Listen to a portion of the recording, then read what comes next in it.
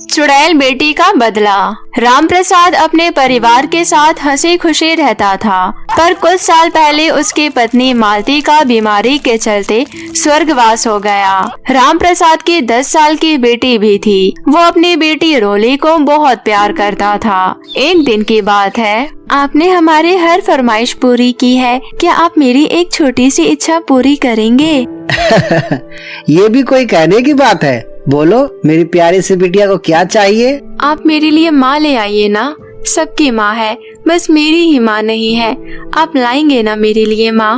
अपनी बेटी रोली की बात सुनकर राम प्रसाद की आंखों में आंसू आ गए। तब राम प्रसाद दूसरी शादी करने का फैसला करता है। कुछ दिनों में राम प्रसाद साधना नाम की महिला से शादी कर उसे घर ले आया। ये देखकर रोली बहुत खुश हुई। पिताजी, आप मेरे लिए माँ ले आए।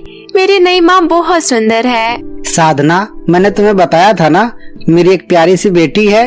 अब तुम्हारी ही नहीं, रोली मेरी भी बेटी है। आओ बेटी, मेरे पास आओ। देखते ही देखते कई दिन बीत गए। सब कुछ अच्छा चल रहा था। एक दिन, रोली बेटी, अब तो तुम्हारी माँ आ गई है। अब मैं बेफिक्र होकर अपने काम पर जा सकता हूँ। हाँ पिताजी, माँ बहुत अच्छी है, मेरे साथ खेलती भी है। इतने में वहाँ साधना भी आ जाती है। साधना, मुझे कुछ दिनों के लिए काम से बाहर जाना है। 3-4 दिन में लौट आऊंगा। तुम रोली और अपना ख्याल रखना। आप बेफिक्र होकर जाइए, मैं रोली का पूरा ख्याल रखूंगी। राम प्रसाद अपने काम से चला जाता है। राम प्रसाद के चले जाने के बाद साधना रोली के साथ बुरा व्यवहार करने लगी। ओहो, ये काम भी खत्म होने का नाम ही नहीं लेता है। इतना बड़ा घर है, पर इस घर में एक भी नौकर नहीं है। क्या हुआ माँ, अब परेशान लग रही हो?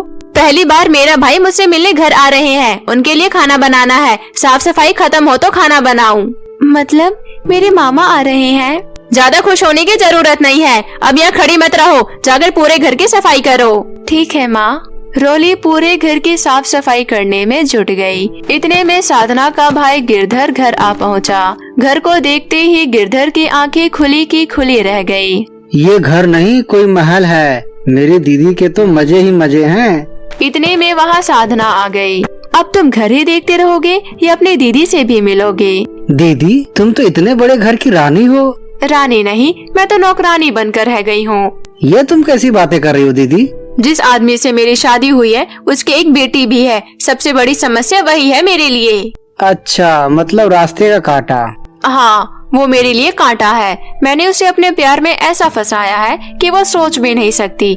हमें मिलकर इस लड़की को रास्ते से हटाना है, तभी ये सारी दौलत मेरी होगी। उसे क्या पता ये शादी मैंने सिर्फ दौलत के लिए ही की है। दीदी, अब तुम चिंता मत करो, तुम्हारा भाई आ गया है। मैं सब कुछ ठीक कर दूंगा।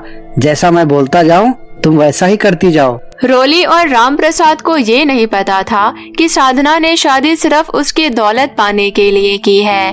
दोनों बातों में व्यस्त होते हैं, तभी रोली वहाँ आ गई। माँ, ये मेरे मामा है ना? हाँ, मैं सफर से थका हारा आया हूँ। चाय नाश्ता का इंतजाम करो। अब तू यहाँ खड़ी क्यों है? जा जाकर चाय नाश्ता बना। रोली चुपचाप रसोई घर में चली जाती है। दोनों भाई बहन की साजिश शुरू हो गई रोली को परेशान करने की। रोली जैसे चाय बना कर लाती है तो गिरधर ने रोली को पैर मारकर नीचे गिरा दिया। माँ, बहुत जल रहा है, मामा ने मुझे गिराया है। ए लड़की, ये क्या बक रही है? मेरे भाई पर झूठा इल्जाम लगाती है। रुक, अभी बताती हूँ तुझे। साधना हाथ में झाड़ू लेकर रोली को खूब पिटाई करने लगी। मार खाते खाते रोली बेहोश हो गई। यही सही मौका है दीदी इसे ठिकाने लगाने का। जीजा जी घर पर नहीं है, उनके आने से पहले हम इस लड़की को ठिकाने लगा देते हैं। दोनों भाई बहन घर के पीछे गड्ढा करके रोली को उस गड्ढे में गाड़ देते हैं। आज मैं बहुत खुश हूँ, अब मैं इस घर की अकेली वारिस हूँ। रोली सिर्फ बेहोश थी, उसकी सांसें चल रही थी। गड्ढे में दबी रोली ने तड़प तड़प कर दम तोड़ दिया और चुड़ैल बन गई। माँ, तुमने मेरे साथ सही नहीं किया। मैंने तुमसे सिर्फ प्यार चाहा, पर तुमने मुझे मारा क्यों? राम प्रसाद जब अपना काम खत्म करके घर लौटा, तब राम प्रसाद को देखकर साधना और गिरधर जोर जोर से रोने लगे। क्या हुआ साधना, तुम रो क्यों रही हो? अब मैं कैसे जीऊंगी? किसके सहारे जीऊंगी? भगवान, मेरी बेटी को ढूंढ निकालो। बेटी का नाम सुनते ही राम प्रसाद घबरा गया। मेरी बेटी कहाँ है? वो दिखाई क्यों नहीं दे रही? बताओ क्या हुआ मेरी बेटी को? साधना रोने का ढोंग करते हुए बोली, बताती हूँ। मैंने उसे जरा सा डांट क्या दिया, वो तो घर छोड़कर चली गई। उसे ढूंढने के लिए मैंने अपने भाई को बुलाया था। जीजाजी, हमने हर जगह ढूंढा रोली को, पर वो कहीं नहीं मिली। मेरी बच्ची कहाँ चली गई? रोली बिटिया, कहाँ हो तुम? वापस आ जाओ। रोली, जो अब चुड़ैल बन गई थी, ये सब कोने में खड़ी होकर देख रही थी। बेटी के इस तरह गायब हो जाने के गम में राम प्रसाद बीमार पड़ गया। फिर एक रात साधना और गिरधर दोनों रात के वक्त एक कमरे में बातें करते हैं। मेरी बात ध्यान से सुनो। उस लड़की को तो हमने बड़ी चालाकी से रास्ते से हटा दिया। अब इस राम प्रसाद को अपने रास्ते से हटाना है, तभी ये सारी दौलत मेरी होगी। तुम चिंता मत करो दीदी, जैसे हमने उसकी बेटी को ठिकाना लगाया, वैसे उसके बाप को भी ठिकाना लगा देंगे। उन दोनों की बातें चुड़ैल रोली सुन लेती है। माँ, तुमने कभी मुझे प्यार किया ही नहीं, वो सब नाटक था।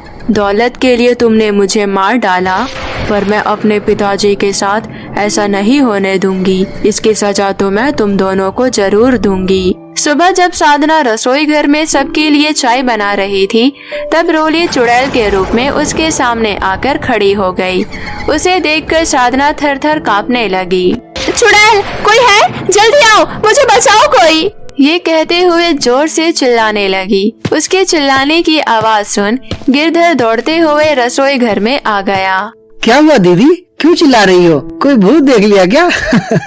रोली, चुड़ैल वो भी यहाँ आई थी।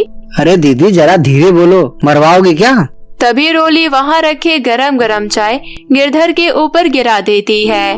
हाय रे, मर गया। ये चाय किसने डाली मेरे ऊपर? ओहो, जल गया रे। किसी को आसपास कोई नहीं दिखता। तभी चुड़ैल कोने में रखा डंडा उठाकर दोनों की पिटाई करने लगी। कौन है जो हमें इतना मार रहा है? दिखाई क्यों नहीं देता? तभी चुड़ैल उनके सामने आ गई। चुड़ैल? मैंने बोला था ना, चुड़ैल है। रोली चुड़ैल बन गई है, अब ये हमें नहीं छोड़ेगी। मैं किसी को नहीं छोड़ूंगी। तुम दोनों ने मुझे मिलकर मारा, अब देखो मैं तुम दोनों का क्या करती हूँ। तभी अंदर कमरे से राम प्रसाद के बुलाने की आवाज आती है। राम प्रसाद पलंग पर बीमार लेटा हुआ होता है। साधना, जरा इधर आओ मेरे पास। हाँ जी, बोलो। साधना, तुम्हें एक बात बोलनी थी। ऐसा लगता है मेरा अंतिम समय निकट आ गया है। लगता है बेटी को बिना देखे ही मर जाऊंगा। ऐसा मत बोलो, आपको कुछ नहीं होगा। देखना, एक दिन हमारी बेटी घर वापस जरूर आएगी। नहीं, मुझे ऐसा लगता है बस कुछ ही सांसें बची है। मैं सोच रहा था जाने से पहले क्यों न ये सारी जायदाद तुम्हारे नाम कर जाऊं। राम प्रसाद की बात सुनकर साधना और दूर से सुन रहे उसके भाई की खुशी का तो जैसे कोई ठिकाना ही ना रहा। साधना खुशी से मन ही मन बोली, मर मर, जल्दी मर, इसी दिन का तो इंतजार था मुझे। झूठ मूठ के आंसू बहाती हुई राम प्रसाद के कमरे से बाहर चली गई और अपने भाई के गले मिलकर खुश होती है। दीदी, जीजा जी को तो मारने की जरूरत ही नहीं, बेचारे बेटी की याद में खुद ही मर जाएंगे। तभी रोली उनके सामने आ गई। तुम सब जैसा सोच रहे हो, मैं ऐसा कभी नहीं होने दूंगी। मेरे पिताजी को कुछ नहीं होगा, तुम सबको मार डालूंगी मैं। रोली दोनों को रस्सियों से बांध देती है। तभी उन दोनों की चीखें सुनकर राम प्रसाद वहाँ आ गया। चुड़ैल, तुम इनको क्यों मार रही हो? छोड़ दो इन्हें। हमें छोड़ दो, जाने दो। नहीं, इन्हें मैं नहीं छोड़ूंगी। ये दोनों माफी के काबिल नहीं है। राम प्रसाद उसकी आवाज सुनकर थोड़ा चौंक गया। अरे, ये आवाज बिल्कुल मेरी बेटी रोली जैसी लग रही है। पिताजी, मैं ही आपकी बेटी रोली हूँ। क्या? तुम चुड़ैल मेरी बेटी कैसे हो सकती है? वो तो घर छोड़कर कहीं चली गई है। नहीं पिताजी, मैं ही आपकी बेटी हूँ। आपके जाने के बाद माँ ने और गिरधर मामा ने मिलकर मुझ पर बहुत अत्याचार किया, मुझे बहुत मारा। ये जो मेरी माँ है ना, इसने सिर्फ आपसे दौलत के लिए शादी की। मेरे लिए प्यार सब एक नाटक था। इन दोनों ने मुझे घर के पीछे गाड़ दिया और मैं तड़प तड़प कर मर गई। मेरी बच्ची, ये क्या हो गया? इसने मुझसे झूठ बोला कि तुम घर से चली गई हो। रोली बेटी, हमें माफ कर दो। दौलत के लालच ने हमें अंधा कर दिया था।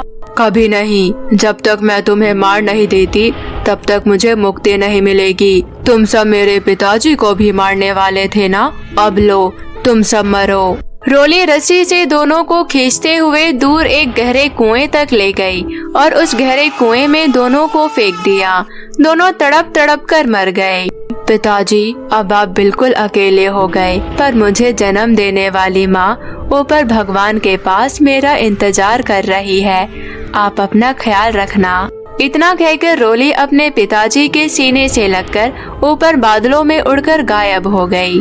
तो दोस्तों, कैसी लगी आपको हमारी ये कहानी, हमें कमेंट करके बताएं और इसे अपने दोस्तों के साथ भी शेयर करें। और हाँ दोस्तों, अगर आपने अब तक हमारे चैनल किट्टू टीवी को सब्सक्राइब नहीं किया है तो जल्दी से नीचे लाल बटन दबाकर अभी सब्सक्राइब कर ले, ताकि आपको ऐसी ही और नई मजेदार कहानियाँ देखने को मिल सके। तब तक आप अपना ध्यान रखें। धन्यवाद।